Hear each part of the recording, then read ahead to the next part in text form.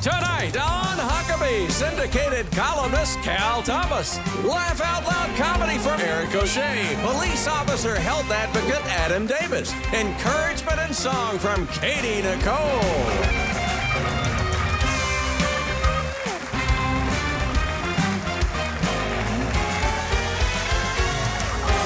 That's Trey Corley in the Music City Connection. And I'm your announcer, Keith Bilbrey. And now, here's Mike Huckabee.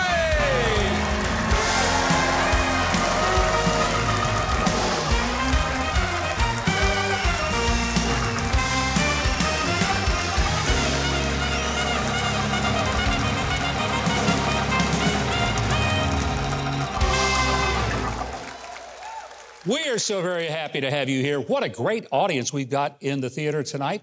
And we hope you're having as much fun at home as these guys are. And if you've never been to our show and shown up at our theater, boy, this summer would be a great time to take a vacation and come visit us because the tickets are free. And it is the only thing in all of the Nashville area where the tickets are free. How do you think we fill this place up every week, huh? I promise you a good time. Okay, this week, the long-awaited independent counsel report from special counsel John Durham was released. And it confirmed what most of us already knew, that the FBI and the Department of Justice went out of their way to abuse the law in their determined attempt to prevent Donald Trump from being elected president in 2016, and then to have him discredited, criminally charged, impeached, and removed from office. The relentless attacks on the rule of law should make every patriotic American want to throw up. The people need to trust the most enforcing the law. But we need to trust the people to do it evenly, fairly, and with a blind indifference to politics. But the fact is they were conspiring to prevent an election they didn't want, and when that failed, they tried to overthrow an election they didn't agree with. Let that sink in. After you voted, instead of respecting the results of an election that they knew to be fair, they used every means possible, most of them illegal, to overturn your vote. I want to know why these so-called law enforcement officers and high-level officials at the Justice Department aren't the real insurrectionists, aren't they? Where is Liz Cheney? I kind of wonder why Liz Cheney isn't riding in on her self-righteous high horse with Cowboy Kinzinger at her side, carrying the water for actual justice like they tried to carry it for Adam Schiff and Nancy Pelosi's posse and lynch mob who violated every last strand of decency, even to the point of twice impeaching a president because they didn't have the votes to simply defeat him. I'll say again that anyone who broke the law and vandalized the Capitol or sought to injure a police officer on January 6th, oh, they should face charges. I've said this I don't know how many times. But we saw a lot of people arrested, shackled, placed in jail for months without a trial, and who had their lives ruined, who didn't even go inside the Capitol. We've had some on this show whose stories are mortifying. People like Brandon Struck, who was even placed on the no-fly list until he was eventually let off with a minor misdemeanor charge of simply being in Washington that day. But do not forget this big difference between those who went to the Capitol January 6th and who have been called insurrectionists and those revealed in the Durham Report. The people who showed up on January 6th, well, they paid their own way to get to D.C. and most genuinely believed that they were carrying out their constitutional right to protest. Some of them went overboard. They committed crimes, and they're paying for it. But the federal thugs who sought to destroy Donald Trump and try to overturn the election, they didn't pay their own way. They used your money to do their dirty work. It wasn't their money that paid for Robert Mueller's $37 million witch hunt or the unknown millions of your tax dollars that was used to conspire with Democrat operatives in creating phony documents created to get illegal search warrants and cause dozens of Trump associates to be bankrupted by legal fees. They used the people's money, which was supposed to go after real criminals. Instead, these government-paid goons became criminals in the worst betrayal of the law in U.S. history. But here's the question. Will James Comey, Peter Strzok, Lisa Page, James Brennan, Jim Clapper, James Baker, Andy McCabe, or their ilk have their homes raided, their property seized? Will they get frog marched across their lawns by SWAT teams at 5 a.m. and then go to trial and be held accountable for what they did to lead this insurrection? Probably not. And that makes me angry. Seething mad, in fact, because it tells me that there really is a two-tier justice system at work in this country. One for the insiders, the elites, the deep staters, the career government bureaucrats.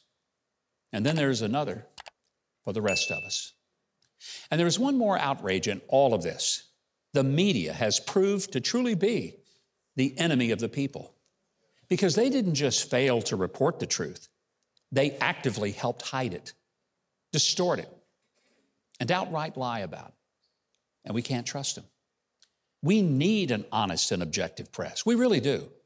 But they have destroyed whatever credibility they may have had, and they may have helped destroy a country in doing it.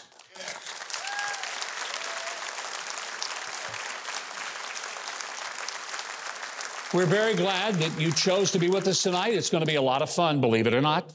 Keith, who's standing over there by himself, he's going to be batting first, and he's going to tell us who else is on the show tonight. Keith, take it away. Well, coming up, we got a home run. Syndicated columnist Cal Thomas looks back on 50 years of reporting. And later, Christian Billboard chart topper Katy Nichole performs. You're watching Huckabee.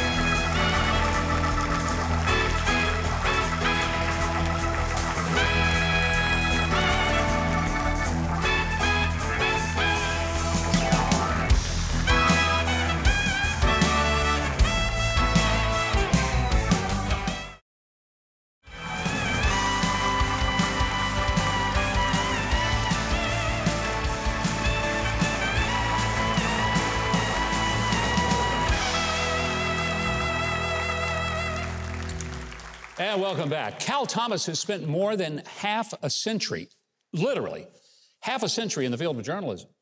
He's also a Christian, a conservative, but his syndicated columns and books have received praise from all ends of the political spectrum. And the reason is because they are marked by fairness, his commitment to objective truth. It's something we need a whole lot more of these days. We are very happy to have him back on the show with a brand new book. It's called A Watchman in the Night. Please welcome back Cal Thomas. Thank you very much, Mike. Thank you, Cal. Great to see you again. You know, there's this quote by a guy at the top of the book. It says, when Cal Thomas speaks, I try to listen. I've been listening to him for a long time. Mike Huckabee. I hope that doesn't kill the sales of this book. Well, we tried to airbrush it, but it was too late. I'm really pleased at the variety and the spectrum of endorsers in this. We've gone all the way from, on the left, from Henry Louis Gates Jr. of Harvard to Pat Sajak of Wheel of Fortune on the right. I tried to get Vanna, but she was changing clothes at the time. Yes, I would have rather had Vanna. Well, that would have boosted the sales for sure. Okay, so Cal, you have observed journalism. You've practiced it now for as long as almost anyone in the country. What the heck has happened to journalism? It's like it's completely destroyed. Well, when I started out as a copy boy at NBC News in 1961 in Washington, we had real journalists coming from newspapers and wire services who wrote their own stuff. Probably most of them were Democrats. But I remember something David Brinkley said that I think is key to good reporting. He said it's impossible to be objective, so we must try to be fair. In your monologue tonight, you touched on this. They're not fair anymore. They have an agenda. They begin with a narrative, and then they look for things that support that narrative. And that is why, according to the latest Gallup poll, trust in the media has fallen to a record low, almost at the level of Congress, which is really bad. That's pretty bad. I mean, only mosquitoes and roaches have better approval ratings right now than the press. I was eating some mosquitoes the other night. It tasted pretty good. A new level of protein. But, you know, and we're laughing about this, but in all fairness, and what I tried to say tonight was that we need the press. It is an important part of preserving our great republic. Well, the founders understood this, and this is why it's the only profession mentioned in the First Amendment. Even though George Washington called them infamous scribblers, and they often attacked, colonial journalism. You'd think today was bad. I mean, they printed anything then, scandalous stuff. But they understood that a free press and a strong constitutional republic were interrelated. And as you suggested in your monologue tonight, this current media is watering down the power of our government as the founders intended it to be. And when you don't have a trust in the media, where do you go for your information that's accurate and fair? Well, and, you see Pulitzer Prize given to the Washington Post and the New York Times for a story that turned out to be absolutely false. They didn't return the prizes. In fact, the Washington Post this week said, we stand by our story. I'm thinking, you're standing by a lie. And everybody knows it's a lie. And you're where did this get off the rails? Well, I think it started with a cynicism following the assassinations in the 1960s. John F. Kennedy, Robert Kennedy, Martin Luther King Jr., followed by Vietnam War, where the Pentagon spokesman said, your government has a right to lie to you in the pursuit of our objectives.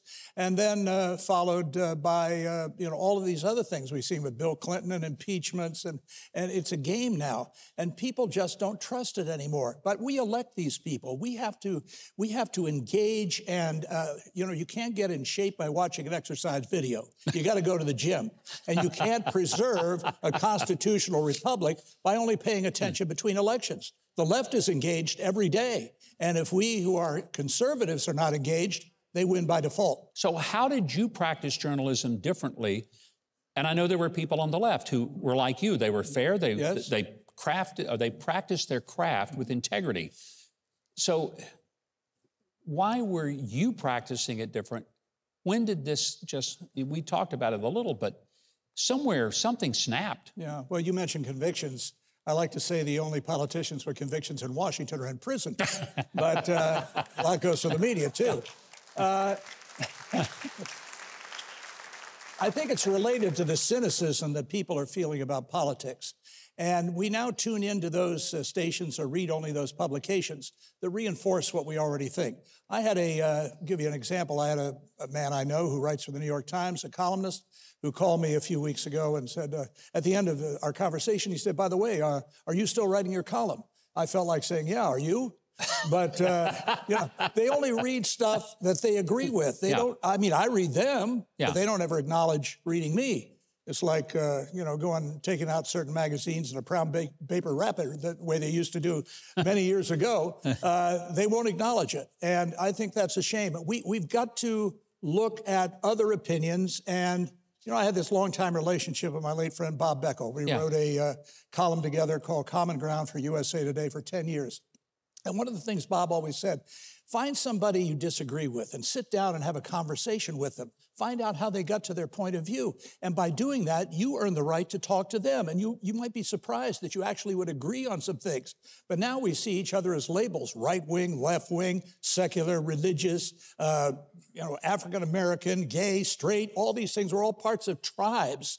One of the things Barack Obama said, one of the few things that I agree with, he said, we're not a black or white America, we're the United States of America. That's a great line. I wish he had practiced it. Yes, that would have been helpful. Yeah.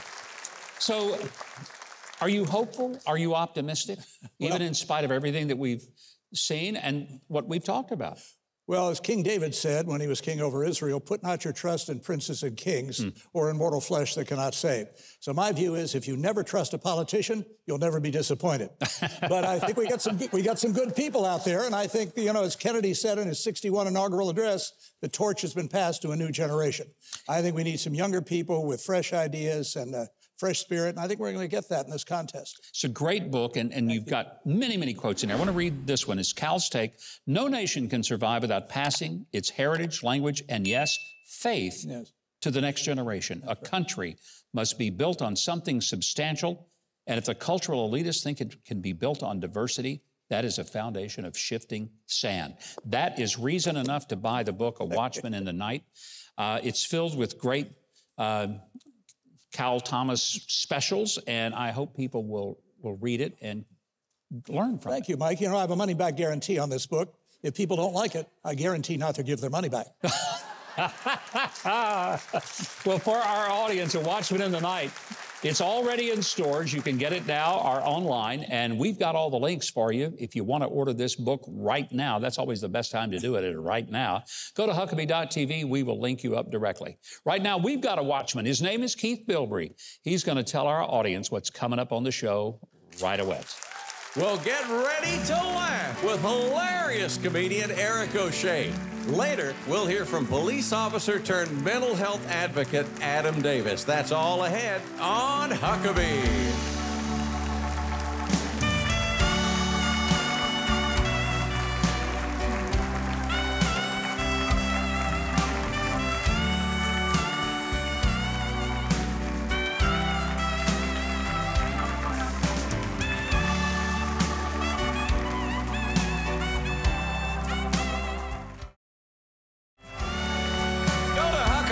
TV and get your very own made in the USA Huckabee mugs, t-shirts, and more.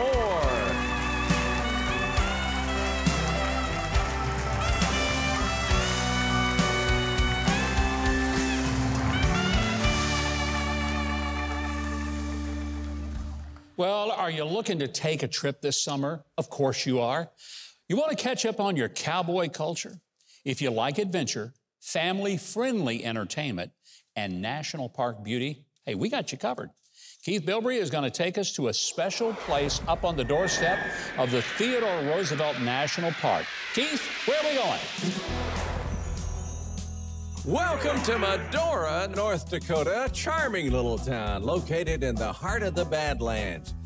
Founded in 1883 by French nobleman Marquis de Moraes, Medora has a fascinating history that is on display at the Chateau de Moraes State Historic Site. But that's just the beginning of what Medora has to offer.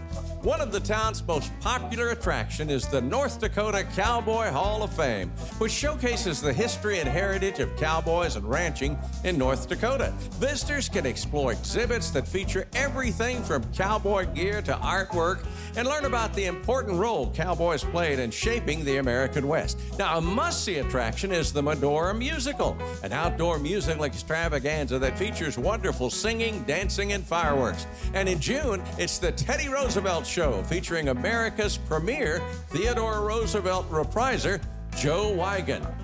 When it comes to dining, Medora has a surprisingly diverse selection of restaurants. For classic American fare, check out the Pitchfork Steak Fondue, where diners watch cowboy chefs cook their steaks over an open flame with pitchforks. For something just a little more upscale, the Theodore Room at the historic Rough Riders Hotel serves up delicious gourmet cuisine. Visit the Harold Schaefer Heritage Center and explore the life and times of North Dakota's most legendary businessman who grew a national company known for Mr. Bubble, for goodness sakes, and more. Learn how he saved modern Medora. Yep, clean that town right up. For outdoor adventure, Theodore Roosevelt National Park is just a short drive from Medora. You can hike, bike, or horseback ride through the beautiful Badlands and spot wildlife like bison, elk, and coyotes. Or take a scenic drive through the park and soak up the amazing views. With its stunning natural beauty, rich and exciting history, and exciting activities, Medora is a place that will leave a lasting impression on anyone who visits. Come see for yourself why Medora, North Dakota is our kind of town. I got to tell you, it sure looks like my kind of town. They had me when they had those steaks on the pitchforks. That said, Mike, that's the place you ought to go. The other stuff looked cool, but that's what sold me. I'm ready. Let's do it. Hey, Keith, you made the Badlands look good in that little report, and I can't wait to have a pitchfork full of steaks. Fun idea. You'll definitely need to go and visit Medora, North Dakota, and see for yourself all the neat things that they've got going on there. We want to give a very special thanks to the Theodore Roosevelt Medora Foundation and the North Dakota Cowboy Hall of Fame. If you'd like more information on this great town, like I want more information, go to Huckabee.tv and tell them Keith sent you, and the pitchforks will be next. There you go. Our next guest is an award-winning clean comic that has over 25 million views on YouTube. You may have seen him on America's Got Talent or performing his songs for commercials routine with the late, great Betty White on the Creative Arts Emmys. He's got a new book out, too, and I love the title. It's called The Richest Comedian You've Never Heard of. We've heard of him, and we're happy he's here. Please welcome Eric O'Shea.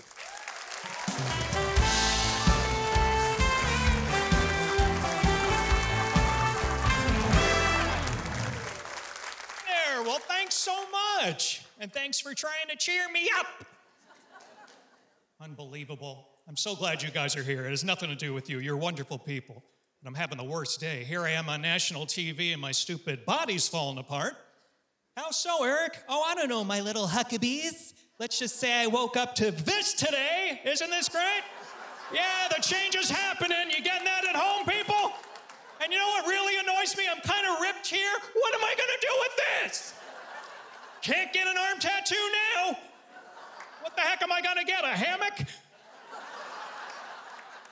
Like one of those inflatables on the car dealership. Somebody pop me. Just getting old and grumpy. I can't stand technology. Well, every year they come out with a new iPhone. Great. Can someone please fix the talk text? You know, when you talk on the phone, it writes out the words. It's not even close to what the heck I just said. I was working on my website. Eric O'Shea is ready to view. Eric Horsehair, fallopian tubes. No. And actually, I shouldn't complain, because nothing compares to the ridiculous things we had in our childhood. Well, now all the kids have cool games, right? Today, state-of-the-art shooter. What did we have? Monopoly.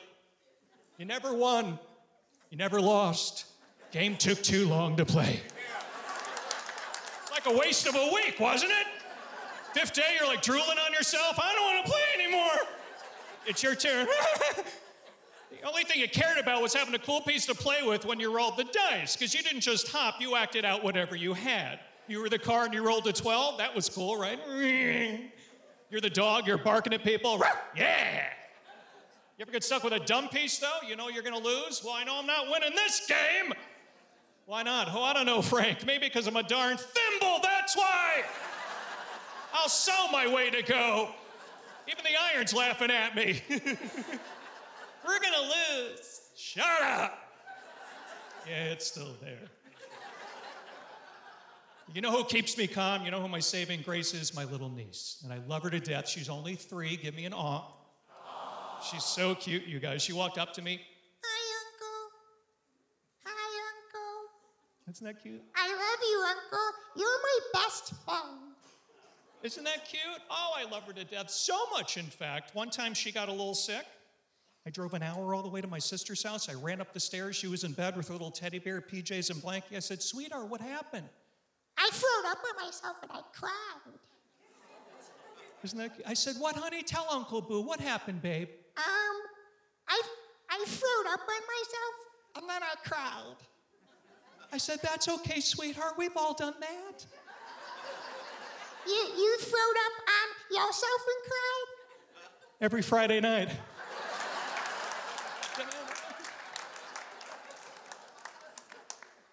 You think I'm a little weird? I know. All right, take it easy. But don't judge, because you're just as whacked out as I am here in Hendersonville. Yes, you are. You just don't know it. You ever say something normal, then repeat it really weird a second time? You do it while driving. Where the heck's Chipotle? Where the heck is Chipotle?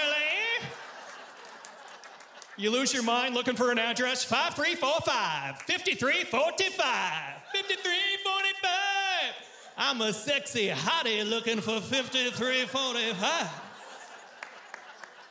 Then you get lost, you start singing about it. I don't know where I'm going, I don't know where I'm going. There's a shoe on the highway, a shoe on the highway. How'd that shoe get on the highway? Did it walk itself outside the highway? There's a McDonald's, ba-da-ba-ba-ba. Blow it out your butt.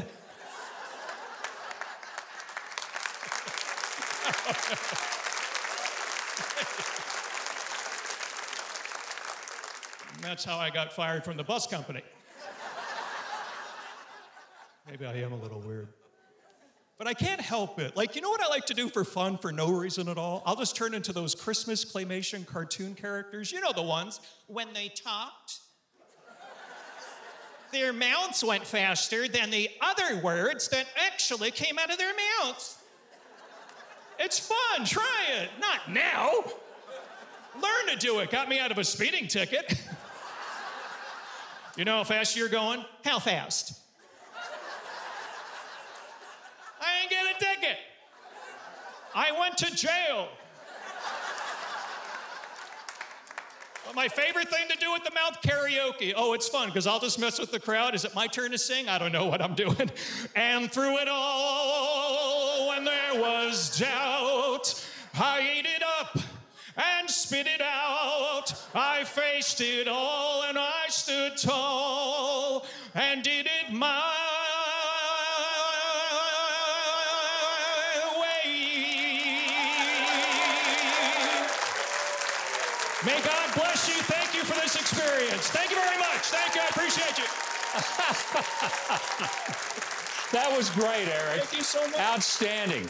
I know you're going to want to keep up with Eric O'Shea and get his new book. I love the title, The Richest Comedian You've Never Heard of. If you want the book and you want to book Eric for your community or event or convention, go to Huckabee.tv. That's where you'll find a link to everything about Eric O'Shea. Right now, the best announcer that you all have heard of is going to tell you what's coming up next. Here he is, Keith Bilbrey. I'll work on that and see if I can learn to do that. Up next, former police officer Adam Davis advocates for police mental health. Later, news anchor Lyndsay Keith from TBN Centerpoint joins us right here on Huckabee.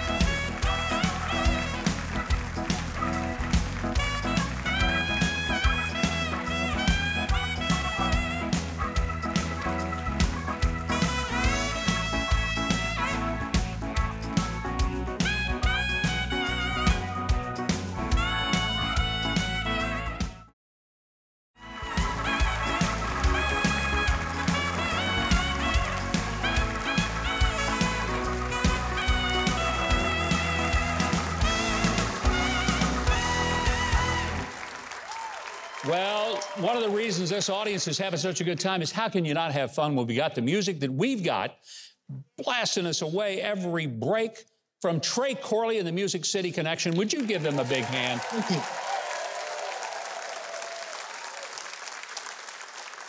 They just bring a whole lot of fun to the show.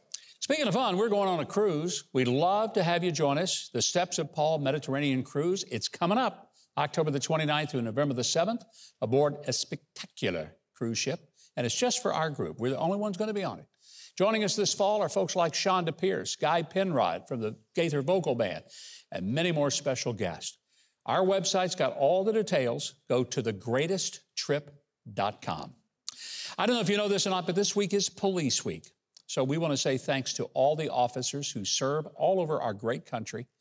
Recently, give them a hand. They deserve it. They've earned it. Recently, way too many people have called for defunding and eliminating police. And they're the thin blue line between civilization and anarchy. The predictable result has been huge spikes in violent crime. Many officers have just put up their badge and resigned. My next guest knows the dangers of police work on a personal level. He's a former officer and hostage negotiator, a speaker, best-selling author, and a minister to those in law enforcement. He's got a new book, and it's called Unconquered, 10 Principles to Overcome Adversity and Live Above Defeat. Would you please give a wonderful welcome in Law Enforcement Week, Adam Davis. Really great having you here, and the timeliness is perfect. Adam, you had some tough experiences as a kid, and it's in a way kind of surprising that you would ever end up on that side of the law. You know what? I think that for me, it was becoming somebody that I needed as a kid. And, you know, I always like to end my talks by saying, somewhere in your community, there's a little boy, a little girl hiding under a bed or in a closet, and they're praying for God to send them an angel and help them. The little bodies are hurting. God doesn't often send angels with wings, but he will send one with a badge and a uniform. And who's going to be the men and women to answer that call, and we need them today. Well, despite some very traumatic experiences that you had in childhood, molestation and things that would have destroyed most people, you've been able to build a life that is now helping others. What was the turning point for you? You know, in a long story put really short, I was sitting in a patrol car one Sunday morning when everybody else was in church and I was separated from my wife and kids, I'd come to the end of my rope and I wanted to end my life, and I pulled my weapon out, started to do that, and I paused and I called on God. And I grew up in church. We grew up Pentecostal pastor, and we were in church 13 days a week. And there's some of our audience that knows what that's like. But it just nothing quite like what happened this day when I cried out to God. I said, I need you, and I don't know where you're at if you can hear me, but if you can, you got a purpose for me. You can have my life and you can use it. And a perfect peace came over me, and I encountered a love that changed my life, and here we are today, 9 years later. Wow. What a wonderful story. Do you ever think back of how close you were to ending your life? And I'll try not to get emotional, but I think about where my kids would be today. I think about where my wife would be today. And I think about the nearly 150,000 people that I've touched through my books to this point, and that would have never happened. And I'm so thankful for His grace and saving me and redeeming me. We're grateful, too, because what you're doing to help police officers, I can't imagine being a cop. I don't know how you would put up with some of the stuff you have to put up with people back-talking you, cursing you, physically assaulting you. Yeah. I wanted to make a difference. I grew up, my dad's owned a business for 4 decades, and he had a lot of friends that were law enforcement. Most of them passed away now, but they were really good men, and I wanted to be like those men. And they were really long-suffering and very patient, and it took a long time for me to get to that point. But yeah, you have to put up with a lot of stuff. Yeah. And to this point, my wife will get upset sometimes when people are running their mouth at me. And she says, why don't you just push back a little bit? You just let people run over you. And I'm like, it's not worth going to jail over. Just stay calm and let Jesus handle it. And you say, honey, if you want to get in trouble and you go to jail, go knock yourself out. Go ahead. She would do it in a heartbeat. I think we're married to the same woman. She would go to jail for me, buddy. Yeah. This is Law Enforcement Week. We're paying tribute to the fact that, and I want to say, I think 99% of law enforcement are the kind of people that I thank God for every day. Yeah. But we also are aware that there are some bad cops. Some leading agencies at the top, and then there's just some bad cops sometimes that get out of hand. How do we, as just the citizens of America, learn how to separate that tiny little minority of the bad ones so that we can better appreciate? Remember that they're human beings. You see uniforms and you see patrol cars and you see the lights and all the things going on, and you see news stories about them and headlines. But we often forget that they're men and women. They have husbands, they have wives, they have children, they have dreams, and they have a purpose. And there is a God that sent His very own Son to die for them just like He did us. Because you minister to police officers, I know that you see firsthand the divorce rate is higher among cops than it is in most other professions. What do you tell them that they need to do to be able to leave some of that stuff in the car, not take it home, and take it out on their families? You know, for me, it meant fighting for my wife and my marriage and my family more than I fought for my career. And so what I tell officers today is, you know, number one, just because you're a cop doesn't mean you're automatically going to get divorced. I remember the first sergeant I encountered, he had been on the force for a long time, and I was a rookie. I'd been on the job like 2 weeks, and he said, hey, where you headed? I said, I'm going to eat lunch with my wife. He said, oh, you're married? I said, yeah. He said, you're not a real cop until you've been married at least 3 times. And I'm like, I can't afford that. So we're just going to stick with the one I got. So I tell them, you know, number one, most of the time we're the problem. Look in the mirror, accept responsibility for your behavior and for your decisions. If you don't do that, those same challenges are going to face you in every other relationship you've got. Give it to God, surrender it to Him, seek Him first, and He will redeem your marriage and reconcile that relationship. That's great advice, great advice. Crime rates are up, particularly in major cities, and in some of those cities, Adam, it's depressing. You see people commit violent crimes, and they're out back on the streets before their victim is out of the hospital. Yeah. I mean, how do you police with any sense of confidence when you know the people that you arrest for doing something awful, they're going to be out on the street before you finish the paperwork? You know, we don't need a politician in a position of a prosecutor. We need people who are going to enforce the law and uphold the law and uphold the Constitution, and people that are going to have the backs of those men and women that put their lives on the line every single day for our community. Well, let's hope they do it. Adam Davis's book is called Unconquered, and I have a feeling that many of you, after hearing him, would like to have him come speak to your group, your church, your community. And if you want to learn how to connect with him and get his book, go to Huckabee.tv. We will connect you.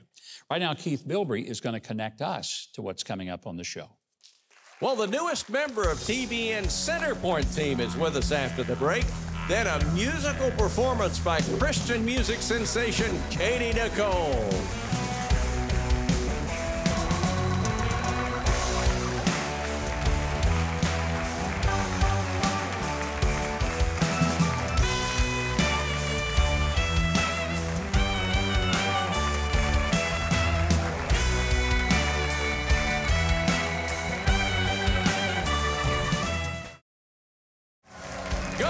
Huckabee.com and sign up for his free newsletter and follow @Mike Huckabee on Twitter.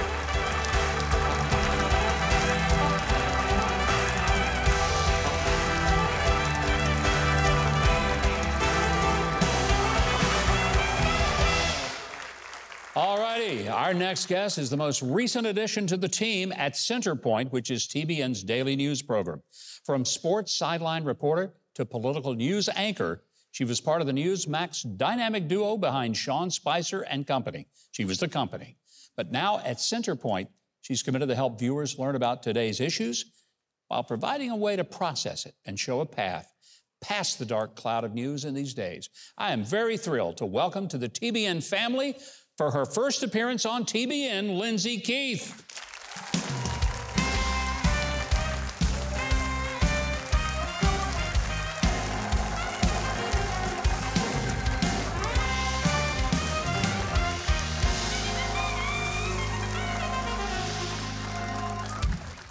I'm very excited that you are joining the TBN family. Welcome. Thank you so much. Thank you so much for having me. This is so special because I feel like the tables are turned. I got to interview you so many times, and now I get to be on your beautiful set with all these amazing people, so thank you. Well, Lyndsay, I always enjoyed doing the interviews with you and Sean on Newsmax, and you're right, I get to now put you through the grill like you put me through the grill. But I'm really genuinely thrilled that you're bringing your voice, your convictions, and your professionalism to the TBN Centerpoint show. It's extraordinarily fortunate for TBN to be able to get you. But I want to start with where you started. Sideline sports reporter. Are you kidding? That's what you started doing? That is. And you know, the crazy thing is, Gov, I didn't even want to be a sideline reporter. Sam Still-Ponder, who's now at ESPN, was at Liberty University where I went to grad school. And there was a girl in my grad class. And she said, "You look like a girl who wants to be on TV." And, you know, I was pre-med in undergrad till my senior year. No so kidding. that was like a dagger in my heart. Pre-med? Yeah, till my senior year, so I didn't make it. But I didn't want to be in front of the camera. I'm an introvert by nature. But being out there on the field in the action, it was so much fun, and I loved it. Let's talk about the new role that you're going to have at TBN. You're going to anchor the new show called Centerpoint that is a news program. It's a new venture for TBN. So you get to kind of mold it. It's still not quite a year old. So what are your plans and visions for how Centerpoint will give people a different newscast than they would get from some other news channel? You know, I'm really excited to be a part of what they're doing, what Matt and Lord Crouch are trying to create. And you've been on the show so many times before already, so I'm excited to interview you. Obviously, Monday will be my first day. This is, like you said, my first time on TBN is with you, which feels appropriate. That's pretty cool. But, you know, I'm excited. I think what people are looking for right now is how do I navigate the news? How does news assimilate in my life? And I think we have a really cool opportunity to do that at TBN at Centerpoint. You know, a lot of times news comes to you through a lens, a liberal lens or a conservative lens. Yeah. And we have an opportunity to show through a biblical lens. Wow, that's going to be fantastic. Yes. And you're right, it's so necessary. You kind of are going to start with a bang. One of your first guests on Centerpoint is former Vice President Mike Pence. You've already taped the interview. We got a little clip. Let's watch a little bit of that interview. That we're going to see the full thing Monday.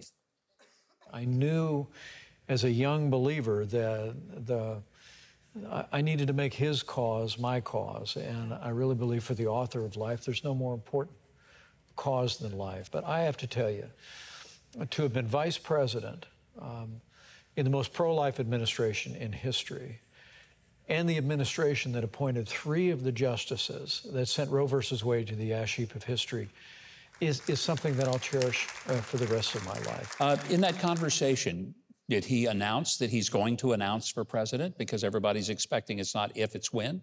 Well, I'm going to hold that till Monday, so watch the show. But I do ask him about it, and you should tune in to watch it on Monday night. But it was great to talk to him. I think, you know, one thing that we want to do at Centerpoint is really have deep conversations with people. I think, what does God care about? What does God love the most? He loves relationships and he loves people. And so a big part of the conversation that you'll hear on Monday is talking about life, and I think it's something that really conservatives, Christians have an opportunity to really talk about, especially now that Roe versus Wade has been overturned. So I'm excited for everyone to hear that interview that will play on Monday night with Vice President Pence. And you know, Lyndsay, it's got to be refreshing to you, and I can't wait to see you sit in that anchor chair, because you're going to have a liberating experience being able to speak openly to people about their faith. Talk about your faith if you want to. Clearly, it's a news show. It's going to be about the news, but nobody's going to bridle you and tell you what you cannot say sitting in that chair for TBN at Centerpoint. And I can't wait to see how well you're going to do this job as the new anchor of Centerpoint. Thanks and welcome to TBN. Thank you so much. Thank you, Governor. Thank you. And you can catch Lyndsay and the entire Centerpoint team weeknights on TBN, 7:30 Eastern, 6:30 Central, or you can watch anytime because you can watch online. And we've got all the details on our website at Huckabee.tv. So, Keith, I hear this show is ending with a really special treat. Would you tell us about it, please? I'd love to. Stay right where you are. The inspiring music of Katy Nichole is right after the break.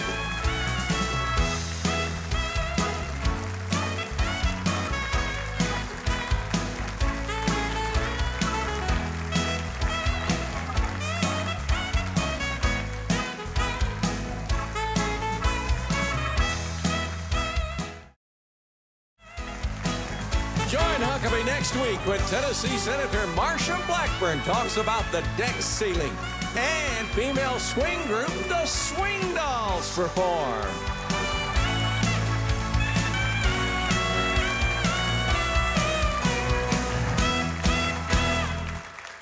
And welcome back. Now, in 2015, our next guest had spinal fusion surgery to treat a debilitating disease of scoliosis. The surgery actually did more harm than good, and the doctors were concerned that she might never walk upright again. But then God intervened. She spent the next 3 years strengthening both her faith and her body, and with the prayers in her journal that she wrote, she ended up writing her first hit song called In Jesus' Name, God of Possible. Our audience knows it, and there's a reason why. That song just hit 25 million views on YouTube and was named the biggest Christian song of the decade. Please give a warm welcome to Katy Nichole.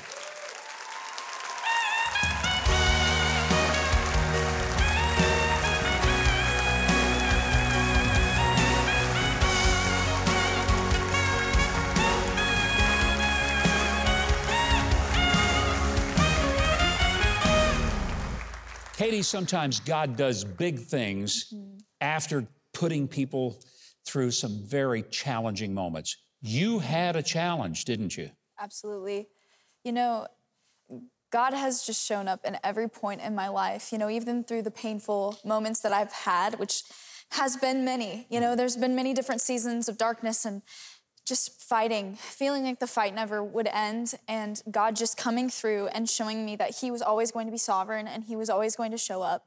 You know, even in those moments where it felt like I couldn't see him and I couldn't feel him, he was always with me. His handprint was on every moment, and it's hard to even like fathom how good our God is because he's just so good. Well, I'll tell you something. When he turned the lights on for you, he turned them on bright.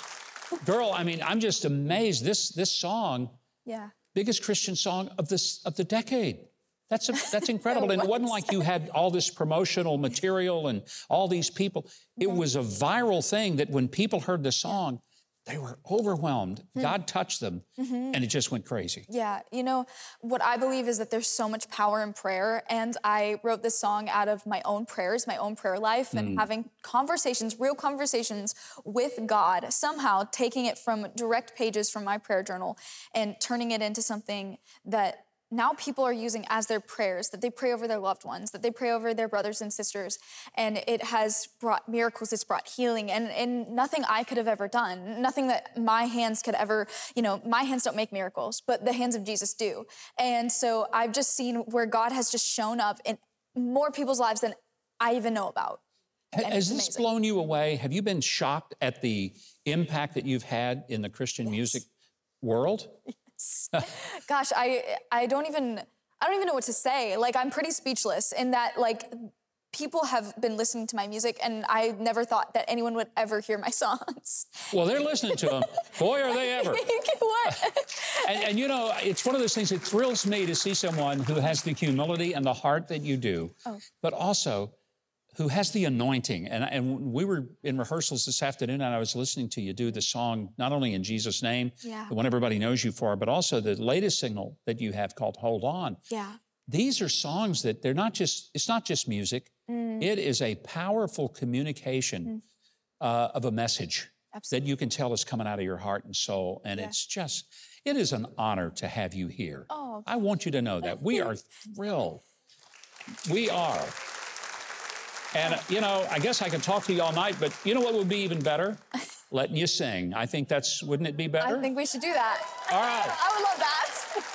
So while we get ready to perform, Keith Bilbrey is going to tell all of you where you can hear Katy's amazing and inspiring music. Just visit Huckabee.tv to find her website, tour dates, info on the K-Love Fan Awards, and her new album, Jesus Changed My Life. Now, performing Hold On with Trey Corley and the Music City Connection and Mike on bass, here's Katy Nichole.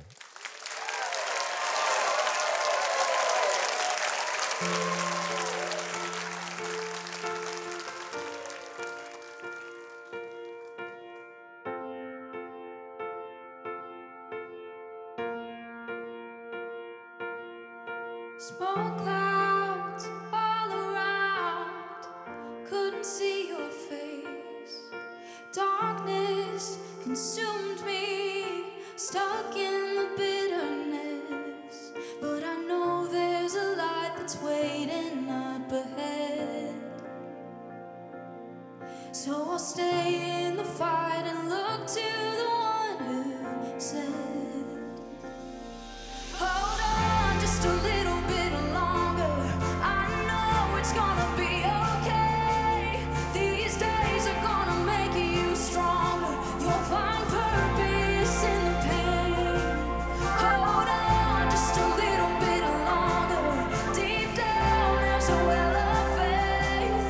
Let hope arise as you're lifting up my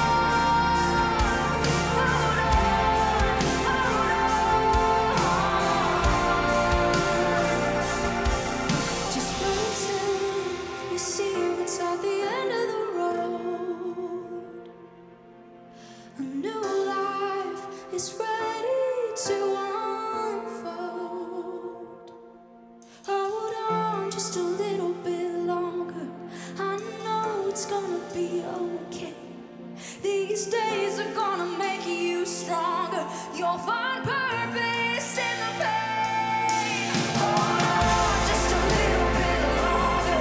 Deep down there's a well of faith.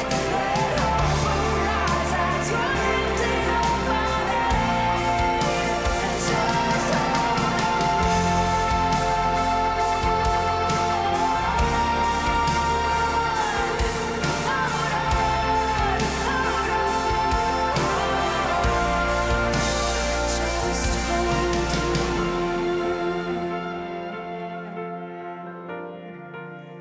just hold